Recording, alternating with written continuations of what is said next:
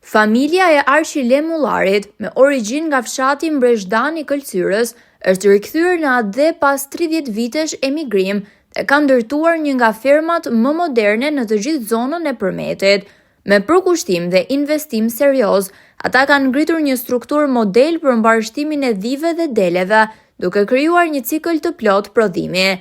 Fermën e tyre veçon jo vetëm infrastruktura moderne dhe kujdesi për kafshët, por edhe prodhimi i artikujve të bulmetit me cilësi të lartë, të paketuar në mënyrë higjienike dhe të standardizuar sipas kërkesave të tregut.